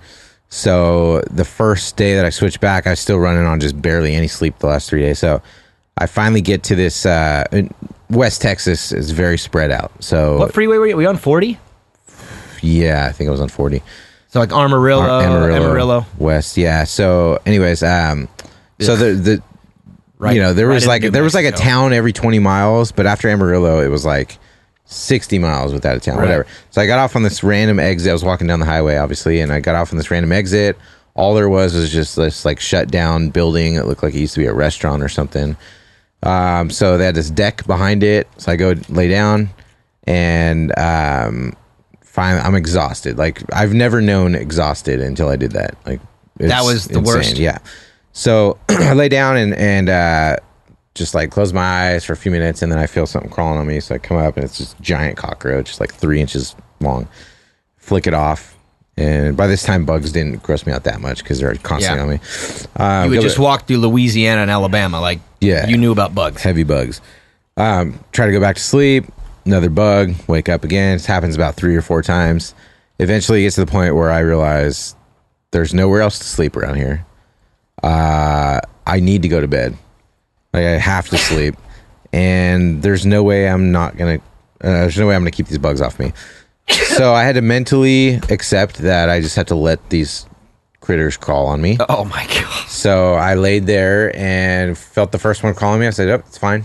It's just crawling on me. It's not gonna do me any harm. Just gonna keep my eyes closed." And I felt another one. Before you know it, there was about 10 or 12 of them on me. Jeez. And they're crawling up my shorts, right up around my nutsack. And then they probably turned around and walked right out of there. They're like, nope, never mind. They liked it, dude. I had that swamp dinghy. The roaches. And then swamp dinghy crawling up my maybe shirt. A show title. I've had a couple of roaches like that swamp thing. Yeah. Yeah. Ooh. So yeah. Speaking of your mysterious sickness, Joe. Yeah. It took me a few minutes to finally get to sleep, but I did. Woke up a few times here and there, just when they'd crawl on my neck or on my face, on my eyelid, in something your mouth. like that. Jeez. Yeah, a couple. I think they got around my lips. Oh my god. But yeah, I slept and kind of changed my schedule and started walking days and made it through. That was it. Huh? bud. Rock bottom on that schedule. God. Yeah, it was a tough one. West Texas. Ugh. West Texas. All right, next one from Austin Saunders. You guys should show us what the Bat Cave looks like. Can't show you, but I'll tell you. Let's see. Right above Joe's head on this like second level thingy is some golf clubs. Joe, when was the last time you played those clubs? What? Last spring, I think. Yeah. There's an American flag. Some fertilizer. There's a hang-up, teeter hang-up. Yeah, there's a back, upside down back thing. Yeah, how's your back, Joe? How you feeling these There's days? a bunch of fertilizer for growing weed. My back is killing me these days. Is it? Yeah. Yeah, I had a little sciatica issue. That's actually a sliding miter saw. The table saw's over there. Oh. And then you got some C-clamps. Yeah, bunch of C-clamps. And 3-inch cockroaches. A couple of deflated blow-up dolls. Crawling all over Nick. All right, next one. This one's going to be tough, guys. Nick, this one's definitely for you. I feel like you could help this guy. Cody975 Piscatelli wants to know, he says, you got any tips on dealing with a stalker?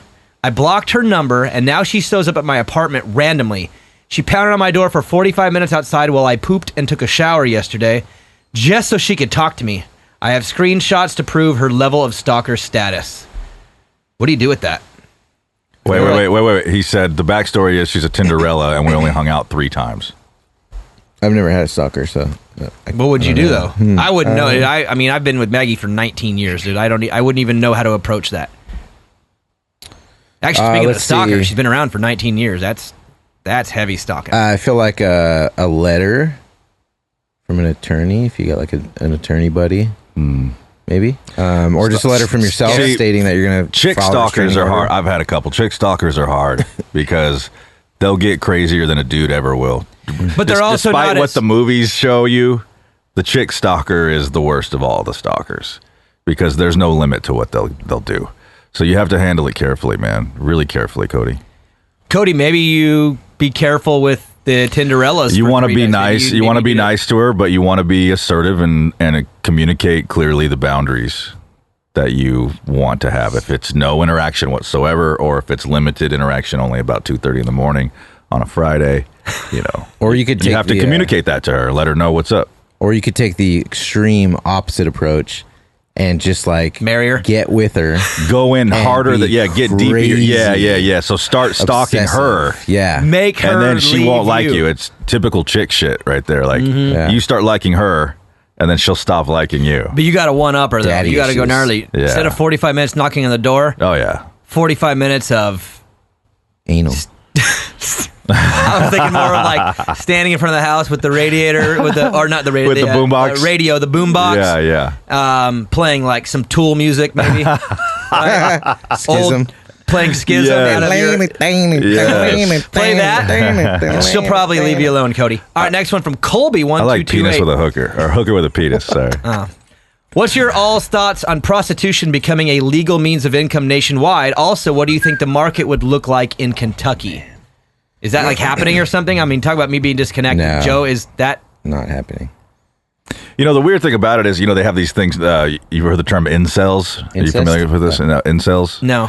Incels are like older dudes who are frustrated. They don't have a chick. They're like sexually frustrated. They, have a shitty job. They don't have a lot of money. And they don't have game?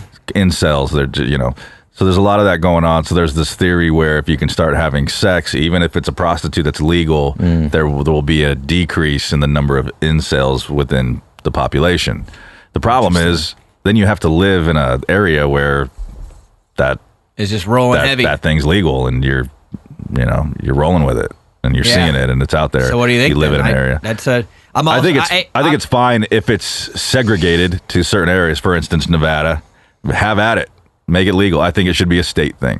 Okay, because I'm with you on that. Nick, I'm a libertarian at spirit, so I feel like you should be able to do whatever you want with your own body. So sure. Part of me is like, let them do what they want. Then I also, because I have kids, I'm always worried about how that society will affect the youth. Yeah. I've been to Amsterdam. I've been to the red light, and it's not, it is what it is. You know what I mean? I'm also with you. It attracts a certain element. There's no way around it. That was the first occupation ever, right? That's what they say. The oldest occupation.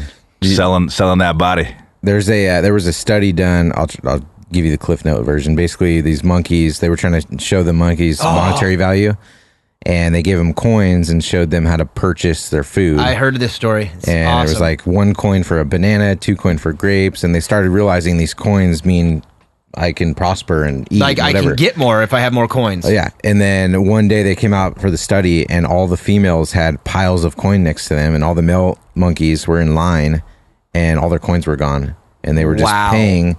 The females were making them pay to have sex, and then after a while, the male monkeys all got super skinny, and they were super broke and weren't eating, and the female monkeys had all the money, and they were nice and plump. So those skinny, poor monkeys, that would also be called an incel. Okay, yeah. Which most of them were, so it makes sense. Wow. Mind blown. Mind blown. So, with that said, Nick, legalize prostitution or no? I don't know. I'd have to think about that more. What do you think the market would look like in Kentucky? Oh, that's a follow. What would the market look like in Kentucky? It would look like what you would expect it to look like. It'd probably be a little bit of meth mouth. Pay for what you get for it. Yeah, you pay for what you. I'm sure there's going to be levels, dimes. bro. You go to Taco Bell, you can get a taco, but if you go to like a gourmet Mexican restaurant, you're going to get a different taco. So you're saying Kentucky's going to look like Taco Bell? You can get Taco Bell tacos, or you can get gourmet tacos. There's got to be. But what if you're in Kentucky and you only have Taco Bell? That's what. Then you get in them Taco Bell tacos. Yeah. Sorry, Taco Bell. There's going to be a nice fancy bistro once in a while in Kentucky, everywhere. Sure. And then she'll move to a probably. In 2019, you can find a hot chick anywhere, right? Like everywhere, there's going to be a hot chick. Not like back in the day where you couldn't. It was more rare. All right, next one. Cody Seiler, how does producer Joe only have one special lady when he has the voice of God? That's for you, Joe. The other ones aren't special. Ooh, yeah, that's true. No, good answer, Nikki. Producer Joe only one of them special, bro. Producer Joe is 36 years old, and what he did in his 20s isn't maybe what he did in his 30s. Is that? That's a very honest answer. Yes, that's you're the truth. a different man than you were last decade. Yep. But to be fair, they were all special, but one of them was just more special. More special. All right. Next one, Chase Bailey, 918. The rest are outdoor.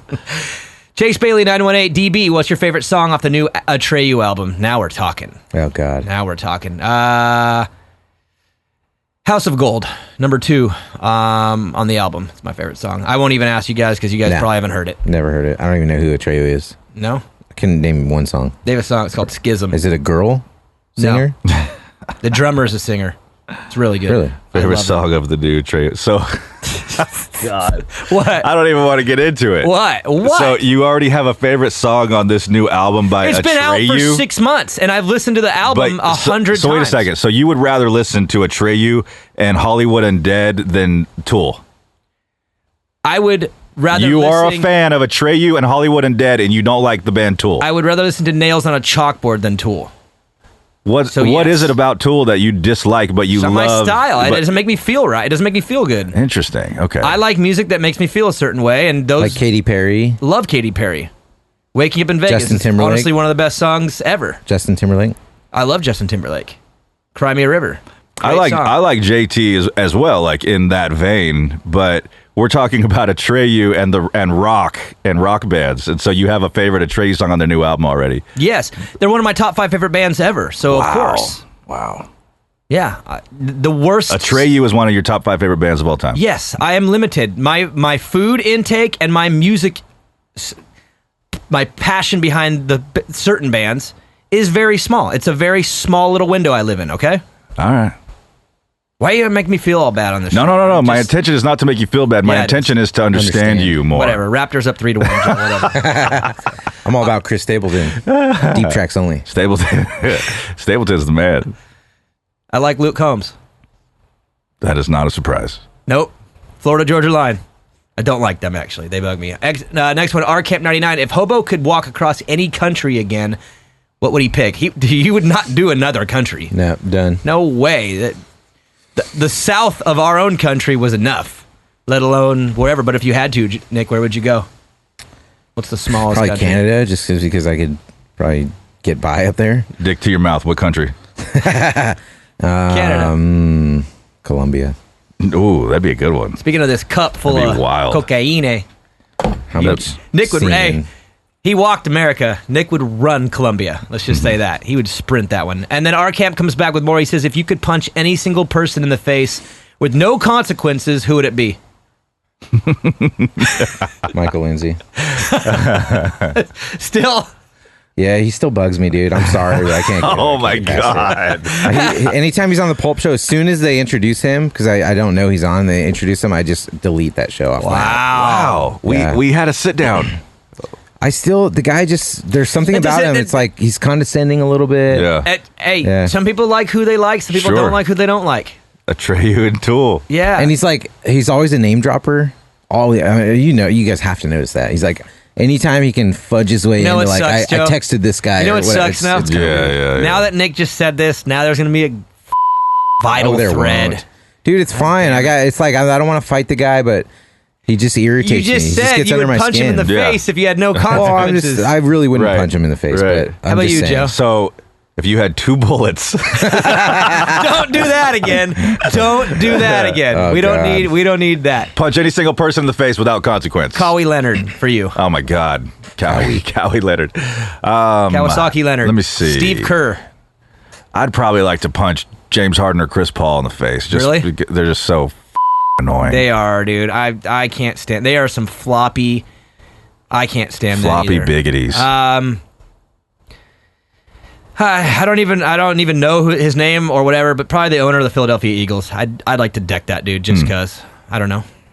I hate the Eagles so bad. I think I might hate the Eagles more than I like the Cowboys. That's how bad I hate the Eagles. They make me a lot sick. of hate. And I started a business called Eagle Grit. Ooh. So you know how hard that is for me to stare at my logo and be like, yeah, and then realize that the same logo, but a cousin version of it is on the helmet of the team I hate. They make me want to vomit. Philadelphia Eagle Grit. Hate the Eagles. So I'd punch the owner, Nick. Is that okay? Sure. Okay. And you'd punch Michael Lindsay. I'll let him know. El Pato, 530. Given the choice, would you rather freeze to death or burn to death? So you're going out. Freeze for me. Jeez, man. Which one takes longer? Freeze, probably. Yeah, definitely freeze. Would it be longer? Yeah. Yeah, because your body has. Burn. You're probably going to shock, right? At some point, freezing to death, like you just stop feeling cold. You just go into probably start feeling normal. Just get the DMT release. When I was in enjoy Minneapolis this year, and it was negative 15 or whatever, I've never felt cold like that before, and it actually hurts like your bones are breaking. It's so bad. But you get past that, is what I'm saying. Like before you die, you're just like comfortable, euphoric. You're numb. I think the burning to death, you're going out in pain, dramatic fire. Did you guys? Is that thing real? That dude lit himself on fire in front of the White House? You guys see that? Yeah, that was real. I didn't. I assumed it was real. I didn't investigate it further. I didn't either. There's a video. He lit himself on fire in a park, and he was walking around. I think it was like a stunt. I don't know. And then he died, right? I don't know. I didn't follow it up any further. It looked kind of fake, but I wasn't sure. If I'm gonna burn to death, I'm hoping that there's a lot of smoke and that I die from the smoke inhalation first. Dude. And don't die from the burning of my flesh. Burning is a bad way to go, boys. Yeah, it is. Yeah, can you believe Mitchell Oldenburg spent 10 days in the hospital after Vegas because his butt cheeks were burned so bad? He had to get a skin graft from his own leg on his butt cheek. What did he burn it on? The pipe. He flipped on him and laid on him and just scorched his ass. He got up and was like, ow. And then scorched his 10 ass. days in the hospital from burns, dude. Damn. That's brutal. That is. It's like no one knows. Everyone's like, where's Oldenburg? I didn't know either. I did my research, kind of dug around on the Instagram. I was like, oh my God. We should send El Pato's question over to old Mitchie. Yeah, and let him answer it. Next one from El Pato. If the Warriors franchise folded, what other basketball team would @producer Joe Gallo support, if any? I could answer that. After the playoffs are done, when they lose 4-1, Joe and Durant are both going to Toronto. Nah, not even close. Nah, he's a Kings guy. Not even close. Second. Yeah, I'd probably do Kings or Now maybe Trailblazers. Kings or Trailblazers. Which is weird because the Trailblazers give your Warriors a hard time, but I know why you like them. You respect them, right? Definitely, yeah. They did not give the Warriors a hard time. Not in the playoffs, they didn't, but they have over the years. Them and Salt Lake City have been frustrating. They've been plucky. Plucky. Is that a word? And if so, what does it mean? It means that it's a little, it's plucky. It's fun. It's a little pestures. pestuous. Pestuous. Jump on that Kings bandwagon, Joe. Yeah, the Kings are coming, and I love it. And I love Coach Walton, so it's going to be good. Nick, are you happy with the Kings and what's happening right now? Sure. Yeah, I'm a Kings fan. Look, I'm for anything that increases my property values, and when the Kings do well, property values go up. That is true. Spoken like a true Martin Davalos right there. You're a businessman, Joe. Business. Nate Dog 38 says, "What do the Bat Bros mostly talk about during commercial breaks?" If you want to be real, it's just the filter comes off and stuff starts flying. That's around. why we started the main show. Yeah, sort of. Yeah, that ain't even nothing. No, Daniel can't get fired. No. Let's put it this way: what happens during commercial breaks is illegal in most countries, states, and counties. Like Kobayashi. Just a bunch of three incels. Just on two. Just raging incels. How do you spell incels? INCEL. Show title possibility: Raging Incels. Oh no, maybe. All right, next one from Michael Garachi. Any weird, funny, or bad trips y'all have had? If you know what I mean. Anyone that's been with the show the long haul knows about my cookie story. I ate the edibles with Stank Dog. That was my only bad trip, and it was horrible. Nick, any bad ones? Bad what? Drug stories? Trips. Bad trips. Oh yeah. Oh yeah. I've How many? I've had some bad ones. I've told the prom story where I threw up. Oh yeah, you know the prom story. Yeah, that's probably the worst.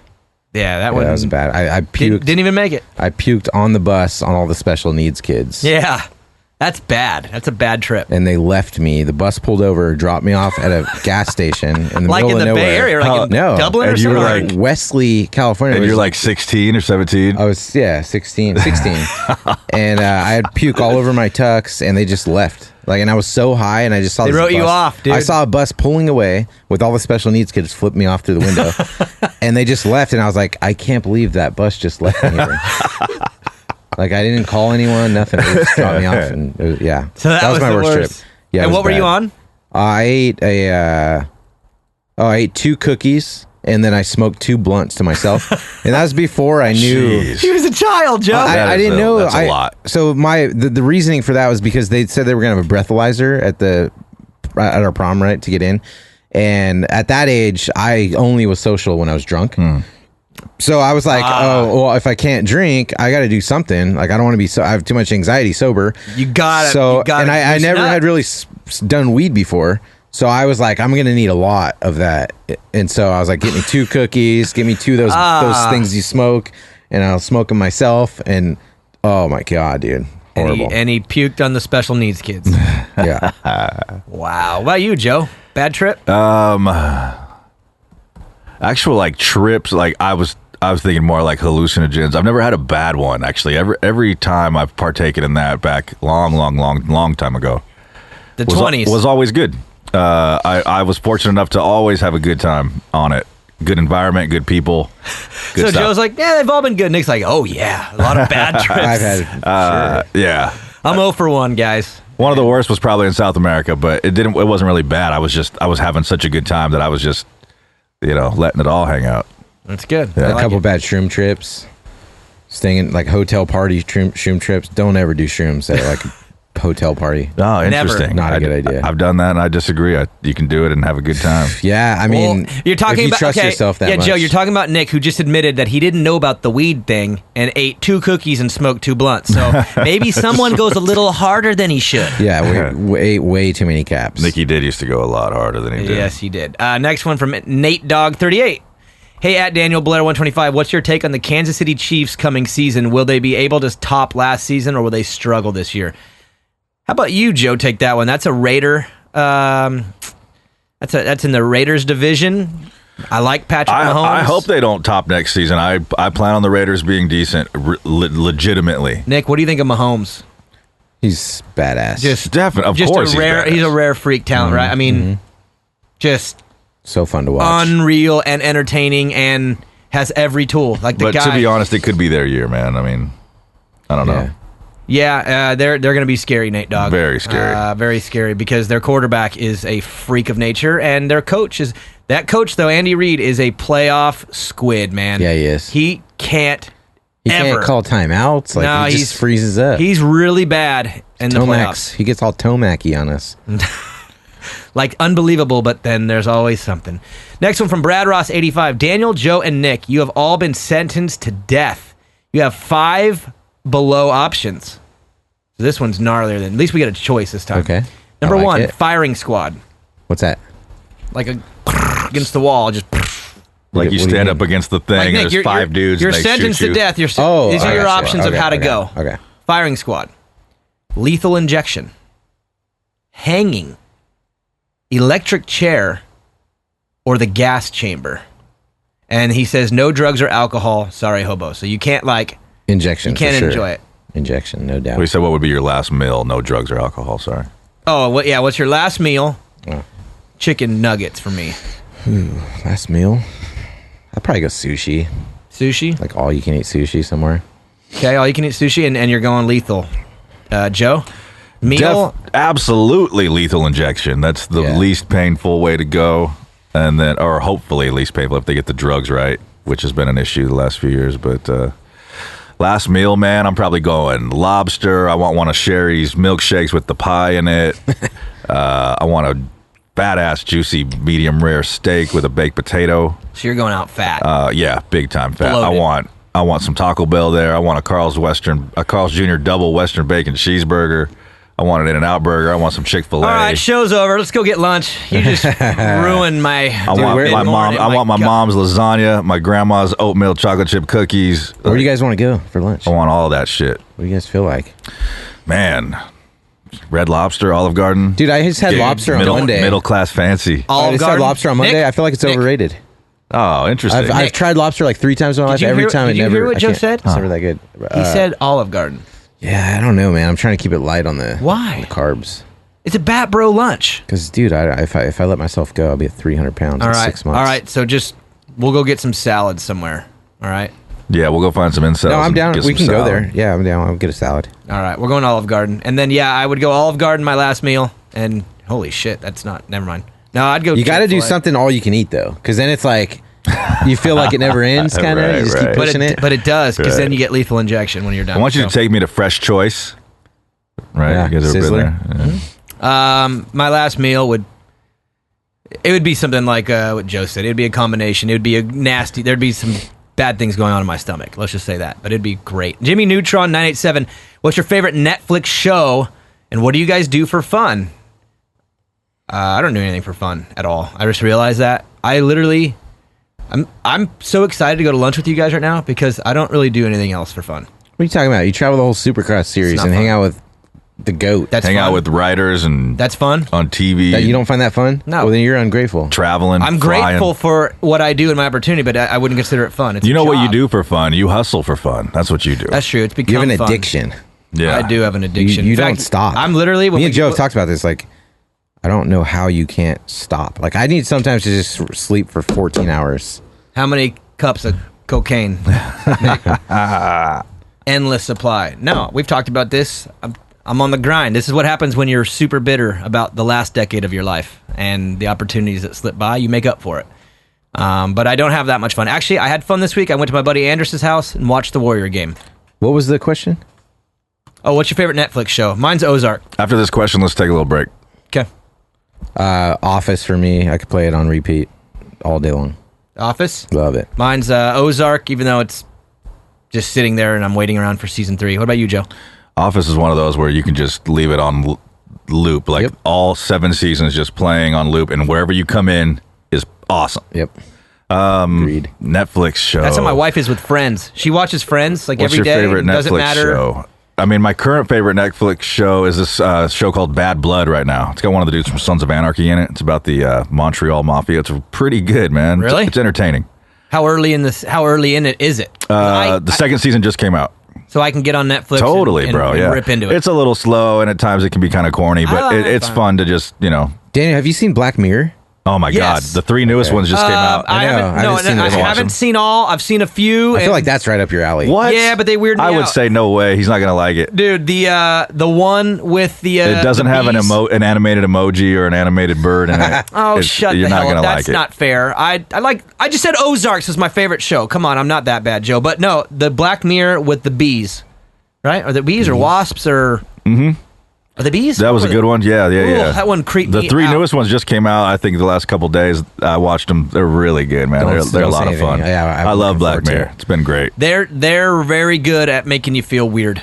But it's just trippy, like futuristic type technology related stuff. It's literally Black Mirror is designed to scare you to what the future might look like. Yeah, it's like on the cusp, right? It's like always on the edge of like what could possibly be, or like, you know, what might happen Like, that ain't technologically. realistic, kind of. Yeah, It's like Twilight Zone meets like, you know, a little bit of science fiction. Like, could happen, maybe. Yeah, possibly. it's pretty damn good. All right, Joe, you want to take a break though, because I got to pee too. Yeah.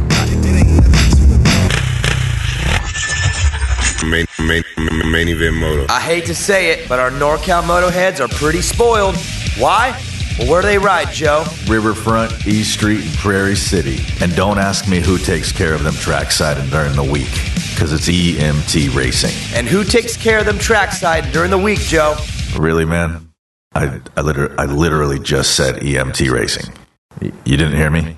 That's right. If you're from Northern California and support Main Event Moto, then spin your laps at Rep Racing Tracks, buy your bikes and parts from Modesto, Honda, Cowie, KTM, and make sure EMT Racing takes care of your trackside and service needs. Spin your laps at Rep Racing Tracks.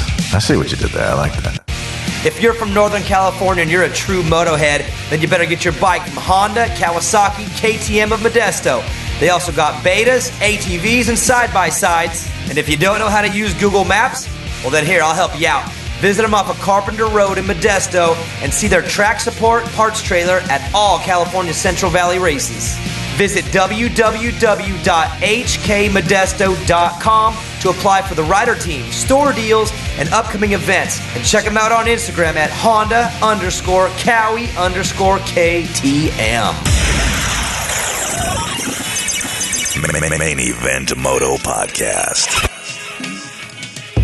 Dude, you gotta try to go fishing. Ooh, wee.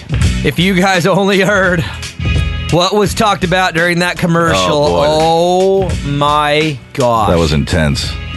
They're going to have to do a 2-year investigation into... Yeah, they're going to have to rehire Bob Mueller, Joe. Yeah, we Come talk confirmed about that. We confirmed the amount of cocaine in the cup. Yeah. What else did we decide? Well, we decided where we're going to lunch. We decided there was collusion. There was collusion. 84% of all factory riders cheat on their wives. 84? My friends, yep. Wow. Raise that mic up a little bit, Nikki. And we also decided, most importantly, that we are going to Red Robin for lunch. Red Robin. You know why? Because the endless fries. Endless fries, baby. All right, let's give away some stuff. NoToil.com. How about that, Nick? Endless fries? Is that a good code word this week for NoToil? Hell yeah. Sure. Endless fries. All right. You guys know the rules. I don't have to say them again. $100, yada, yada. You know it. Endless fries is the code this week for No Toil giveaway. If you want some Skivvy underwears, go to skivvy.com, skvi.com, 20% off. Use the code main event.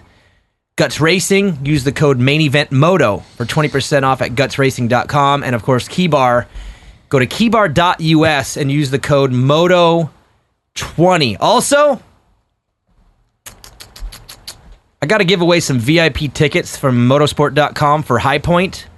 Let's say the first person to DM me, what is it, Joe? Some kind of a trivia. Let's do a real quick little trivia. The first person to DM me the answer to this question wins VIP tickets to Mount Morris next weekend.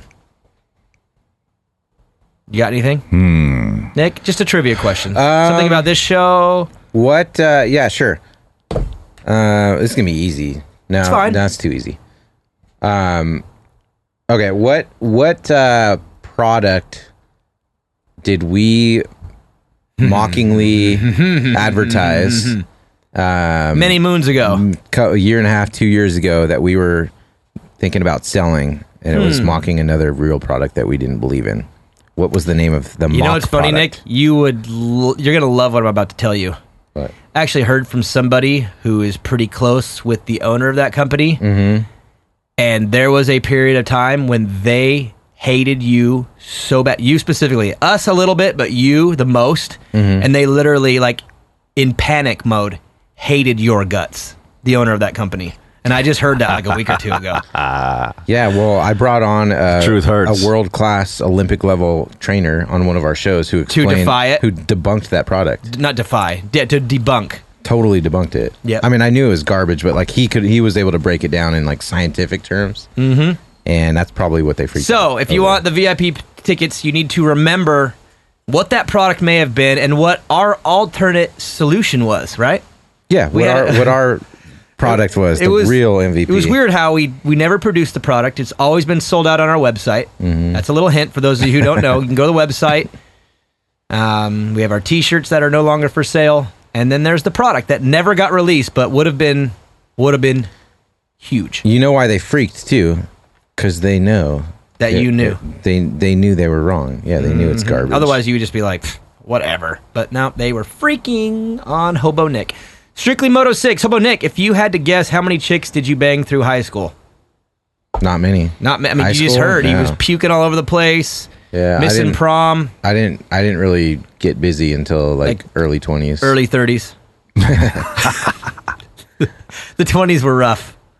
No, high school 2 maybe. 2? Yeah. Wow, strictly I mean, Moto. I had a girlfriend for like ever. So she was one of the 2? Yeah. Yeah. Like 7 years. Same thing. How many dudes? At least 4. Countless. How about this? I'm right there with you. Through my graduation, 1 chick through high school. When I graduated, it had only been 1, and it was a girlfriend. Mm-hmm. So I know you guys already think that I'm lame. Well, now it's confirmed. Only 1. Joe, how many STDs did you have by your graduation? Oh, dude. How many are there? All of them. All of them. Next one from the Moss 912 is at Eagle Grit free of peanut and gluten allergies. It actually is. You want to hear the truth? Is when we launched the hand cleaner, right before we launched it, we almost went with a formula that had walnut shoals, like ground up walnuts, as the grit.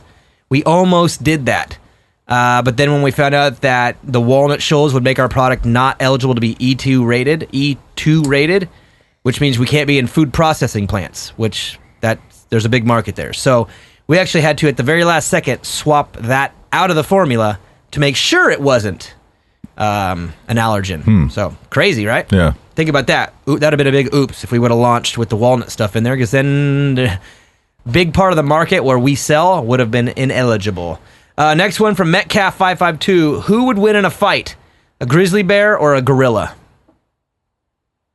Well, if it's one of those gorillas that grizzly, was... no doubt. What about the gorillas that were giving up all their coins? The scrawny ones. Get their ass beat. Yeah. Incel? Yes, it is. The incel monkeys would have had a hard time, but straight up. Is that like retard strength? Incel strength? Yeah. Incel strength is like retard strength. It's more. All right, so for real though, Grizzly bear.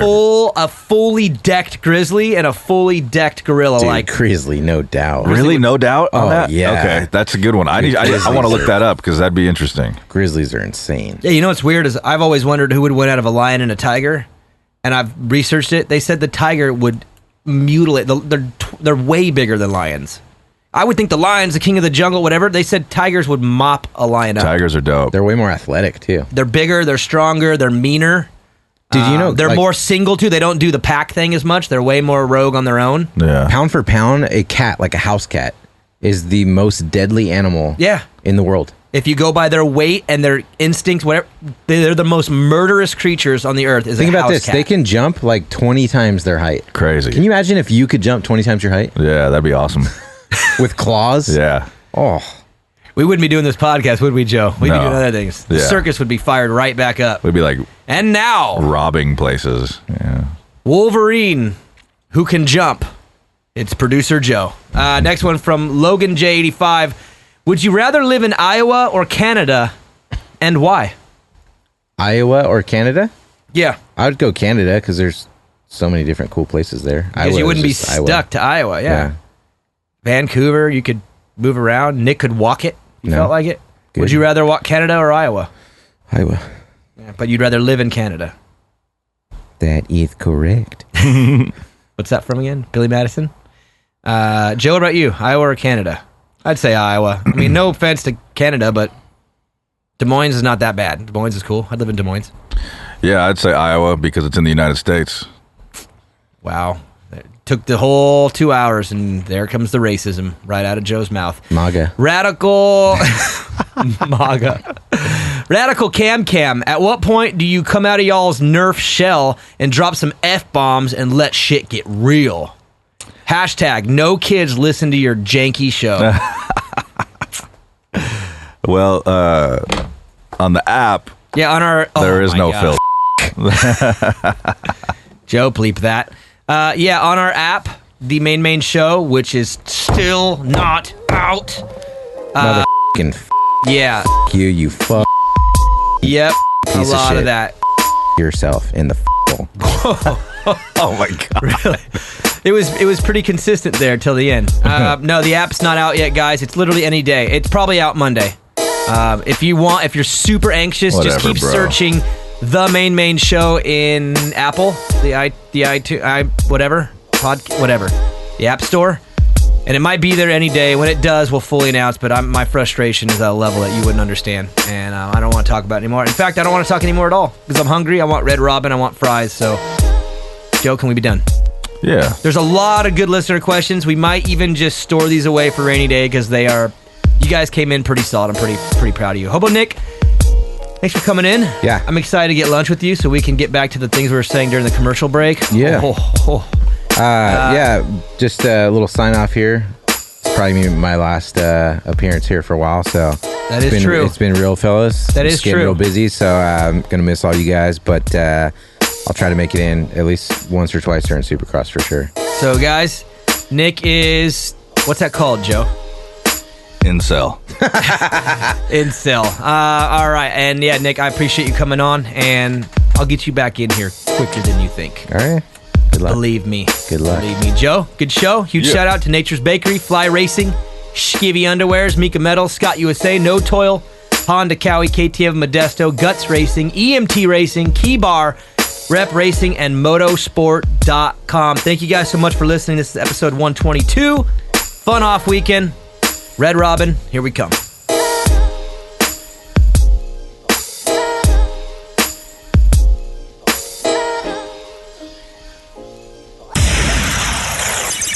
Main event, Moto.